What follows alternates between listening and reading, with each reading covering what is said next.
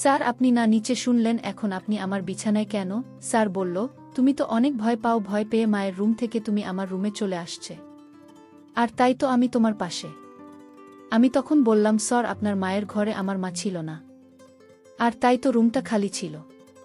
আর খালি রুমে আমি একা থাকতে পারি না। আর তাই তো আপনার রুমে চলে আসলাম। আপনাকে আগেই বলেছি আপনি আমার পাশে থাকেন, কিন্তু আপনি বললেন আপনি বিছানায় ঘুমাবেন না। আপনি নিচের ফ্লোরে চাদর বিছিয়ে ঘুমালেন। আবার এখন বিছানায় কেন? এখন তো রাত প্রায় 2টা বাজে। স্যার তখন বলল, ঠিক আছে আমি নিচে গিয়ে শুয়ে পড়ি, তুমি ঘুমাও। তার নিচে শুয়ে পড়ল। আর আমি খাটে শুয়ে ঘুমিয়ে পড়লাম। কারণ আমি আজ তাড়াতাড়ি ঘুমিয়ে পড়লাম। এর কারণ শুধু আমি অনেক ক্লান্ত ছিলাম। তারপর আমি যখন ঘুমেছিলাম, হঠাৎ করে ঘুম ভেঙে গেল। আর আমি চোখ খুলে আমার পাশে স্যারকে দেখতে পেলাম। স্যার তখন আমায় বলল, একদম চুপ, কোনো শব্দ করবে না। স্যার এই ব্যবহার দেখে আমি অজ্ঞান হয়ে গিয়েছিলাম। কিন্তু আমি অজ্ঞান হয়ে কোনো রেহাই পাইনি। স্যার আমাকে অজ্ঞান অবস্থায় মনের সুখে সারারাত। বন্ধুরা, মূল ঘটনাটি শুরু করার আগে তোমাদের কাছে ছোট্ট একটা রিকোয়েস্ট, তোমরা যারা এখনও চ্যানেলটি সাবস্ক্রাইব করেননি তারা অবশ্যই চ্যানেলটি সাবস্ক্রাইব করে পাশে থাকবে। এবার আসল ঘটনাটি শুরু করি। আমি লেখাপড়ায় অনেক মেধাবী ছিলাম। আমি সব ক্লাসে ফার্স্ট হতাম। কিন্তু আমার বাড়ির অবস্থা ততটা ভাল ছিল না। আমাদের পরিবারে শুধু আমি আর মা ছিলাম। বাবা আমার ছোটবেলাতেই মারা যান। আমার মা লোকের বাড়ি বাড়ি কাজকর্ম করে আমাদের সংসার চালাতেন। আমি বুঝতে পারতাম যে মায়ের সাহায্য প্রয়োজন। তাই একদিন আমি সিদ্ধান্ত নিলাম যে আমি টিউশনি পড়ানো শুরু করব। এই কথাটা যখন আমি আমার স্যারকে জানালাম, তখন স্যারের খুব ভাল লেগেছিল। তিনি আমাকে অনেক সাপোর্ট করেছিলেন। তার কারণে আমি টিউশন পেয়ে যাই আর পড়াতে শুরু করি। আমি দুপুর 1টার সময় ফিরে যেতাম। তারপরে বিকেল 4টা বাজলে বাড়িতে গিয়ে তাদেরকে 1 ঘন্টা করে টিউশন পড়াতাম। আমার মাও খুব খুশি হয়েছিলেন, কারণ এর কারণে আমাদের সংসারের অবস্থা কিছুটা ভালো হয়েছিল। এভাবেই দিন চলতে লাগল। একদিন আমার স্যার আমাকে বলতে লাগলেন, হামিম, আমার একটাই মেয়ে যে এখন ক্লাস 9-এ পড়ে। তুমি যদি ওকে পড়াও তাহলে আমার খুব উপকার হয়। স্যারের কথা শুনে আমি খুব অবাক হয়েছিলাম। কেননা তিনি তো নিজে একজন টিচার। তিনি তো নিজের মেয়েকে নিজেই পড়াতে পারেন। কিন্তু স্যার বলতে লাগলেন যে আমার মেয়ে খুব দুষ্টু, আমার কাছে পড়তে চাই না। যদি তুমি আমার মেয়েকে পড়াও তাহলে আমি তোমাকে অনেক টাকা বেতন দেব। তার কথা শুনে আমি খুশি হয়ে গেলাম, কেননা আমি জানতাম তিনি খুব বড়লোক। তার অনেক বড় বড় ব্যবসা ছিল, যার কারণে তিনি আমাকে অনেক ভালো টাকা দিতে পারবেন। তাই আমি স্যারের সুন্দরী মেয়েকে টিউশনি পড়াতে রাজি হয়ে গেলাম। আমি স্যারকে বলে দিলাম যে ঠিক আছে স্যার, 2-3 দিনের মধ্যে আমি আপনার বাড়িতে চলে আসবি। কিন্তু স্যার বললেন, তুমি আজ থেকে আমার মেয়েকে পড়ানো শুরু করো। যখন আমার কলেজ ছুটি হল তখন আমি স্যারের বাড়িতে চলে গেলাম। তিনি আমাকে ড্রয়িং রুমে বসালেন আর বললেন, আমি এখনই মেয়েকে পাঠিয়ে দিচ্ছি। আমি কিছু সময় অপেক্ষা করলাম। এরপরে তার মেয়ে ড্রয়িং রুমে চলে এল।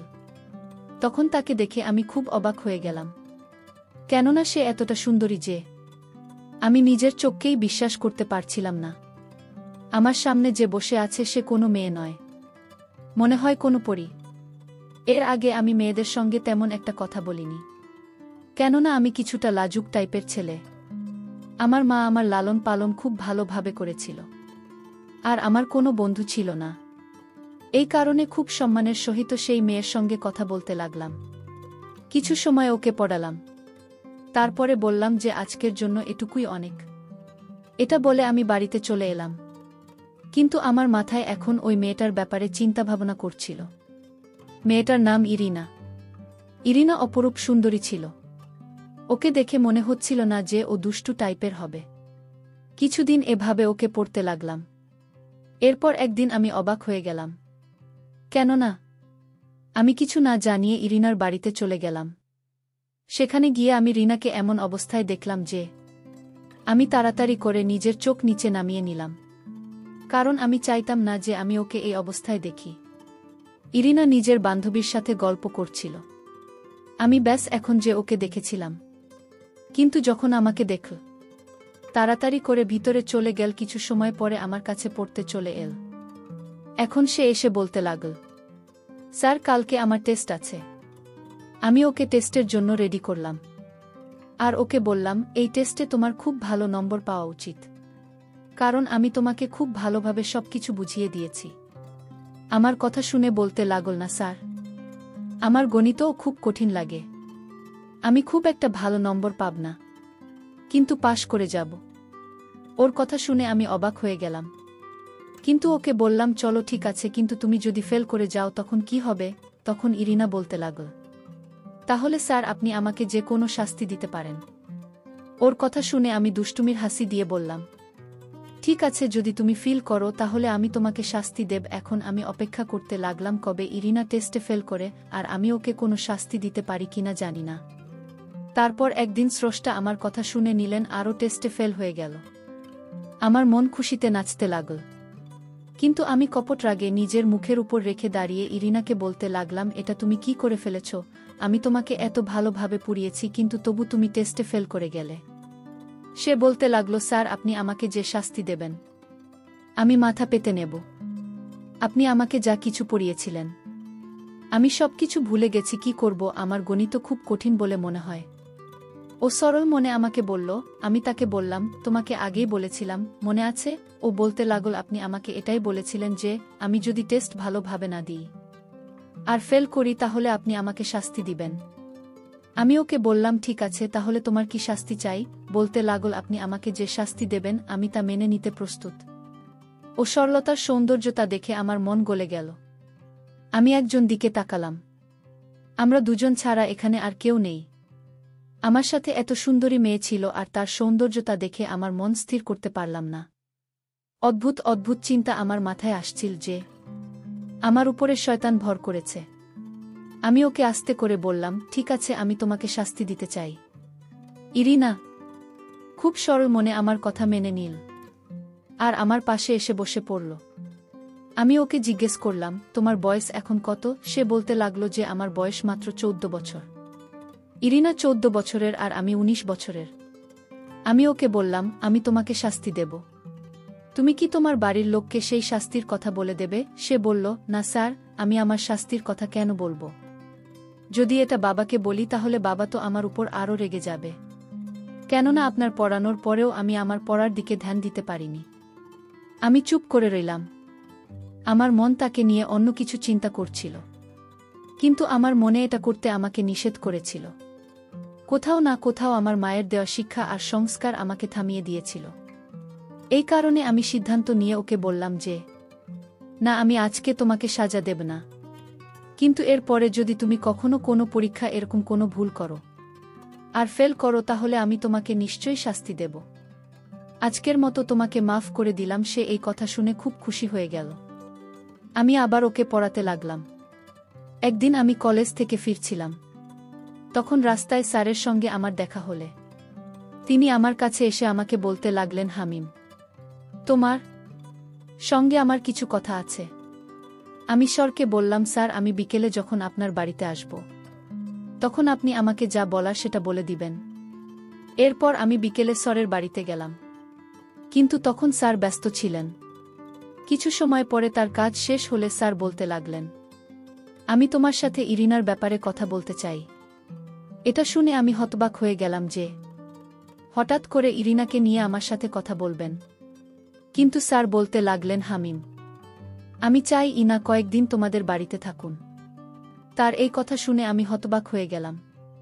তিনি এরকম কেন চান? সে বলতে লাগলেন, হামিম, আমি তোমাকে খুব বিশ্বাস করি, তুমি খুব ভালো ছেলে, তাই আমি চাই আমার মেয়ে তোমাদের বাড়িতে থাকুক আর সেখানেই মনোযোগ দিয়ে পড়ুন, কারণ বিশেষ কাজে আপনাকে শহরের বাইরে যেতে হবে আর কয়েকদিন আমাকে সেখানে থাকতে হবে। কিন্তু শহরে আমার কেউ নেই যার কাছে আমি নিজের মেয়েকে রেখে যেতে পারি, আর ওর পরীক্ষা চলছে। আমি ভেবে দেখেছি যে তুমি ওকে পড়াও, সেই কারণেই ওকে তোমাদের বাড়িতে রেখে যাওয়াই ভালো হবে।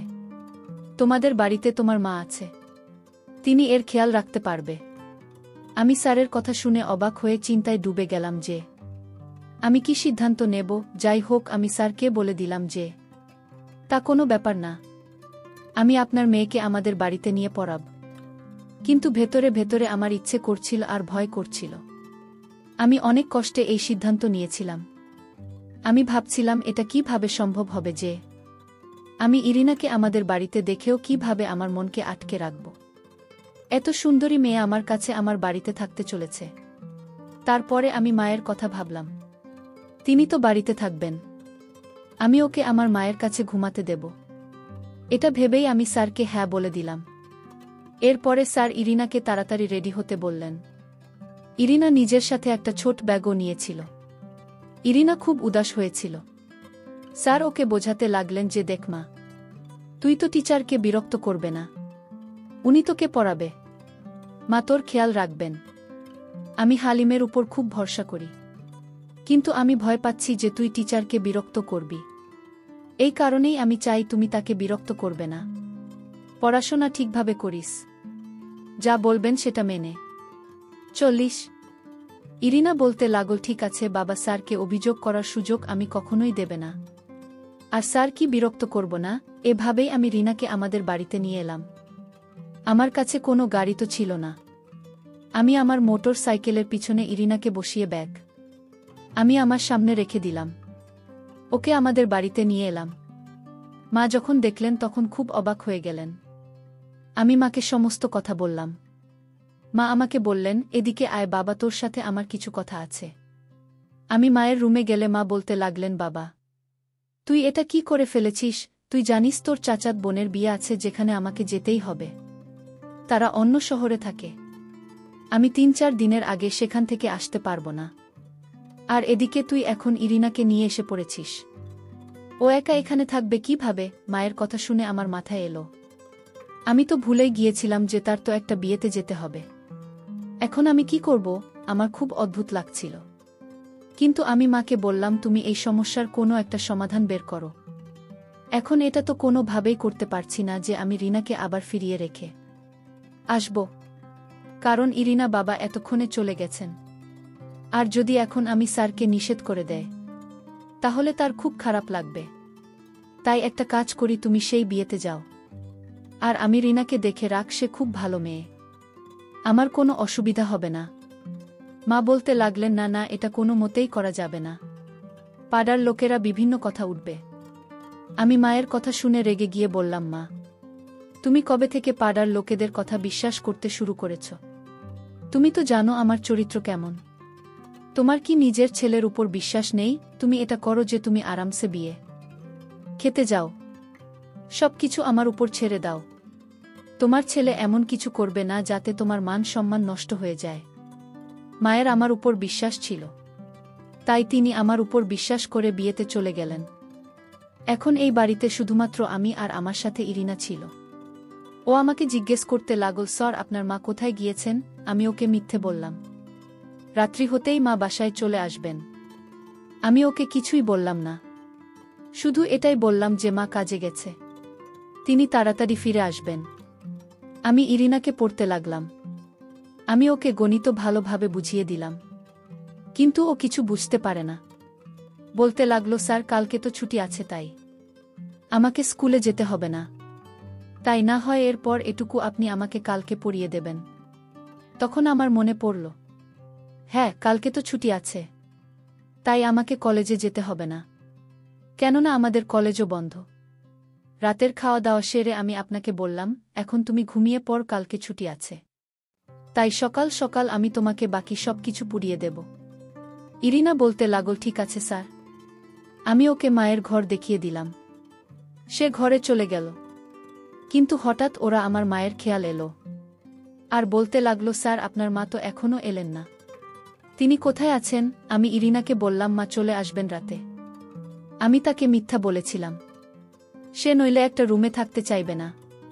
আমি জীবনে মিথ্যা বলেনি, আজ বললাম। যাই হোক, সে আমার কথা মতো মায়ের রুমে গিয়ে শুয়েছিল, কিন্তু সে ঘুমায়নি, আমার মায়ের জন্য অপেক্ষা করতে লাগল। আমার ঘুম আসছে না, মেয়েটা একলা একলা রুমে শুয়ে আছে। রাত যখন গভীর হতে শুরু করে, ইরিনা তখন আমার রুমে চলে আসলো। ইরিনা আমাকে বলল, আপনি মিথ্যে বলছেন কেন? আপনার মা তো আসলো না। আমি বললাম, ইরিনা তুমি শান্ত হয়ে গিয়ে ঘুমাও, কারণ কাল দিন পর তোমার পরীক্ষা। ইরিনা তখন কান্না গলায় বলল, স্যার আমি ওই রুমে একা থাকতে পারবো না। আমি আপনার রুমে থাকতে চাই। আমি আপনার পাশে ঘুমাব। আমার ওই রুমে ঘুমাতে ভয় লাগে। প্লিজ আপনার পাশে আমাকে থাকতে দিন। আমি তখন অনেক দুশ্চিন্তায় পড়ে গেলাম। আমি এখন কি করব? তারপর আমি তাকে বিছানায় থাকার জায়গা করে দিলাম, আর আমি নিচে ফ্লোরে চাদর বিছিয়ে শুয়ে পড়লাম। তখন এরিনা বলল, স্যার আপনি নিচে শুনলেন কেন? আপনি বিছানার এক কোণে শুয়ে পড়ুন। আমি বললাম, না, আমি নিচে শুয়ে থাকি। তুমি বিছানা ঘুমাও। তারপরই না কোনো কথা না বলে ঘুমিয়ে গেল, কারণ তার শরীরটা অনেক ক্লান্ত ছিল। তাই সে ঘুমিয়ে গেলে কিন্তু আমার চোখে কোনো কিছুতেই ঘুম আসছিল না। আমার মাথায় অদ্ভুত অদ্ভুত চিন্তা আসছিল। ইরিনাকে দেখতে অনেক সুন্দর লাগছিল মনে হচ্ছিল। আমার রুমের মধ্যে একজন পরিসরে আছে। তখন আমি পরীকে দেখে আমার মনের মধ্যে এক অন্যরকম চিন্তা আসছিল। তারপর ধীরে ধীরে তার বিছানার পাশে কি শুয়ে পড়লাম। তারপর আমি তাকে সারা রাত। বন্ধুরা বুঝতেই তো পারছেন ইরিনার সাথে কি করেছিলাম। ইরিনা সকালে ঘুম থেকে উঠে দেখে তার সব কিছু এলোমেলো হয়ে আছে। তখন সে বুঝতে পারে তার সাথে ঘুমের মধ্যে রাতে কি হয়েছিল। ইরিনা তখন আমাকে বলল, স্যার আমার এই অবস্থা কি করে হলো? তারপরই না তার অবস্থার কথা চিন্তা করে অজ্ঞান হয়ে গেল। তারপর কিছুক্ষণ পর যখন জ্ঞান ফিরল, ইলিনা তখন আমাকে বলল, আপনি কিন্তু মোটেও ঠিক করেননি। আজ আপনার আয়ত্তের ভিতরে ছিলাম বলে আপনি আমাকে এমন অসম্মান করলেন। নম